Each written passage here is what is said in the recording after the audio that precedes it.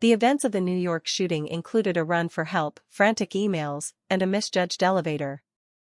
Monday evening suddenly became unlike any other for hundreds of employees at 345 Park Avenue, a famous 44-story skyscraper in the middle of Midtown Manhattan, home to major corporate offices. As commuters made their way home on the sweltering July evening, workers at the Park Avenue Tower ran for their lives, barricading conference rooms with tables and sending loved ones preemptive goodbye messages.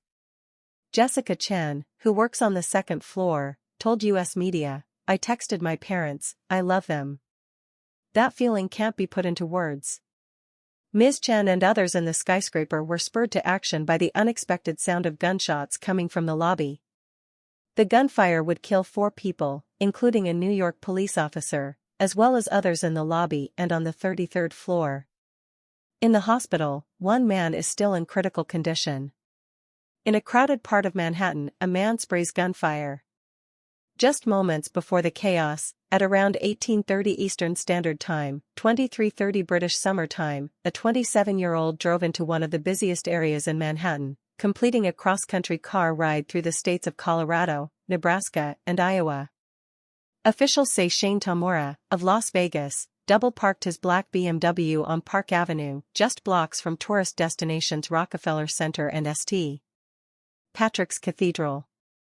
Wearing a jacket, a button-down shirt and sunglasses, he wielded an assault-style rifle with his right arm, marching with determination toward the skyscraper where he knew the National Football League, NFL, was headquartered.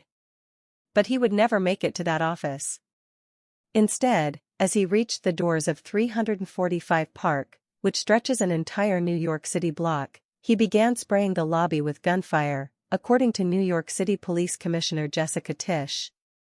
At first, Tamura walked right past a stationed officer. According to New York City Mayor Eric Adams, Dider al-Islam, a 36-year-old New York police officer, was killed when he turned to the right, saw him, and fired, leaving behind 2 children and a pregnant wife. He was slain in the entryway to the right as soon as he entered the building, Adams said. Tamura wasted little time before firing at another woman taking cover behind a pillar, making his way through the lobby and continuing to shoot, authorities say.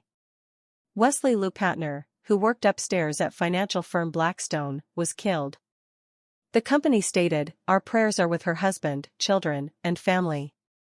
An NFL employee was seriously injured in the attack, NFL Commissioner Roger Goodell wrote to staff.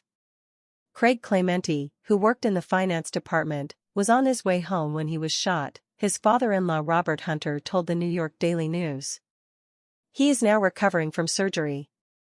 An erroneous elevator ride as the gunfire continued to ring out. Another security guard tried in vain to activate an alarm system to disable the elevators, potentially preventing more carnage.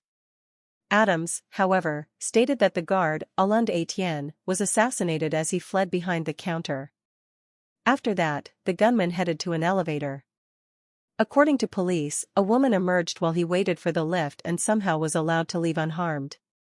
But the lift he boarded would not take him where he intended. He had gone to the wrong elevator bank and arrived, not at the NFL offices, but at the 33rd floor offices of the real estate company that owned the building, Rudin Management. Frantic emails and a run for help. As chaos unfolded in the lobby, employees in the building sent frantic messages over email and Microsoft Teams that there was a shooter downstairs, a Blackstone worker told the Wall Street Journal. Ms. Chen told ABC News that she was watching a presentation on the second floor of the skyscraper with about 150 other people when they heard the first shots. "Some went out in the back door, out onto the street," she said. "We ran into the conference room with other people, including me."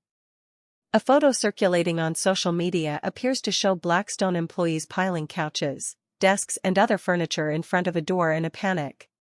Those in the NFL offices, meanwhile, received messages from the league warning them of gunfire, according to ESPN. Told to switch their phones to silent and hide until law enforcement arrived, they waited for a shooter who would never make it to his target. The scene was surrounded by law enforcement on the plaza outside the Park Avenue Tower. Nikisha Lewis could hear the sounds of rapid gunfire from inside the skyscraper, while seated nearby with a friend. She told NBC News that she could see the gunman through the glass. Before she knew it, someone ran from the building really hard toward them and began crying out for help, saying he'd been shot, Ms. Lewis said. Because of how strongly he was running, I couldn't believe it. He had what looked like an exit wound in the back. She joined others, taking cover behind a wall. As they waited, dozens of workers gradually rushed from the building holding their hands above their heads as they evacuated. Study my brain, please. Meanwhile, inside, Tamura was roaming the 33rd floor, firing rounds as he traveled, Ms. Tish said. His final victim was shot and killed by him. Then, according to the authorities, he shot himself in the chest as he went down a hallway. Tamura used an AR-15 style rifle he had assembled with a lower receiver or gun frame that an associate purchased for him. With teams in 2 states, investigators are still working to trace Tamura's trip from Las Vegas to New York City.